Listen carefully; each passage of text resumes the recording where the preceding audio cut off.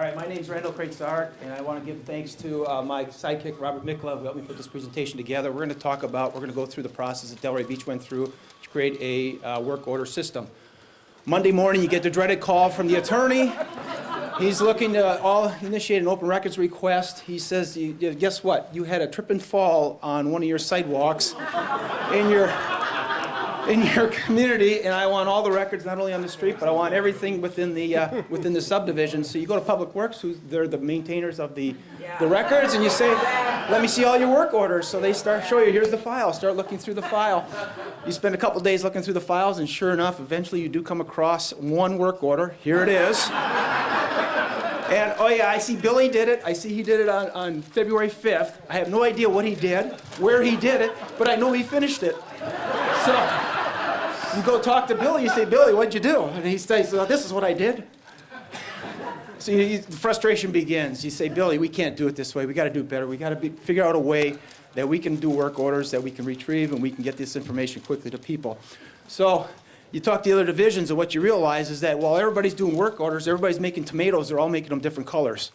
We're not on the same page. So how do we handle this? Well, what we did is we said, okay, let's get a think tank. Yeah, something's got to change. We can't keep going on this way. We got to do things better. We got to be able to access our data when we need it. So what we did is we got a think tank session together. We got all the divisions together, and we asked everybody, how do you do it? Everybody has a process, like I mentioned. Everybody does work orders their own way. They get it done. But what we found out is that we weren't on the same page. But everybody had the idea, everybody had an idea, everybody had a way of doing things, and everybody had the best idea, except for we didn't have the same idea. So we said, okay, guys, we got to get back together. Again, we got to get on the same page. What are the problems? Why your idea is better than everybody else's? What we found out is two things. People didn't want to change, and we also had a high level of people that were scared of technology. So we had to overcome those two things. Well, we eventually talked them into the fact that, yes, we can all work together. We can have one solution that we can all do, but we got to make sure that we're one team and all the divisions are working together.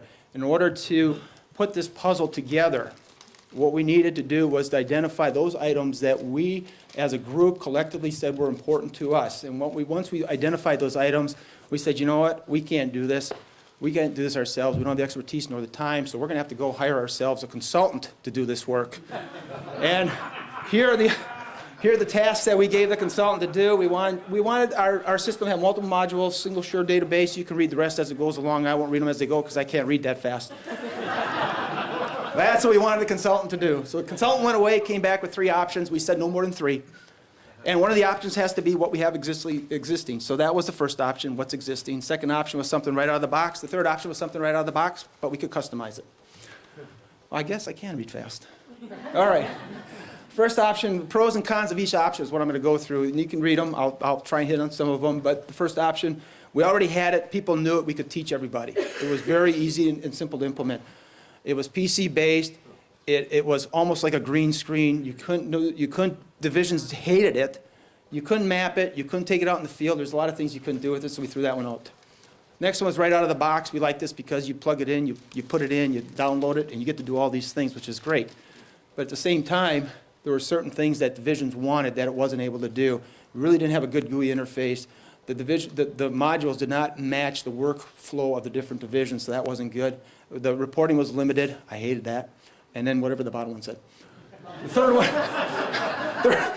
one's customizable, and you can read those because now it's getting bigger on the pro side, and obviously it's going to be less on the con side. But those were the pros. The 2 big cons was it was very expensive, and then it was going to take time to implement. But we felt that those were 2 things that we could live with in order to get the type of system that we wanted. Here's a typical screenshot from the system that we did choose. The divisions loved it because they were able to go in and customize how they gather the information from the callers. They could even gather information on who's entering the information. They could put in their own SOPs for their division, and then the work order could work with that SOP. And plus, it could automatically deliver it to the crews out in the field. So we felt like we had success simply because we took the time to analyze what the issues were. The solutions that we came up with was all-encompassing. The process, we included everybody in the process. The objectives were very clear as to what we were doing. We worked as a team. Believe it or not, we really did work as a team. Unbelievable. We had one vision that we wanted to get a system to everybody, and we were able to sell it to those people that didn't want to change, and we were also able to sell it to those people that were afraid of technology. So thank you.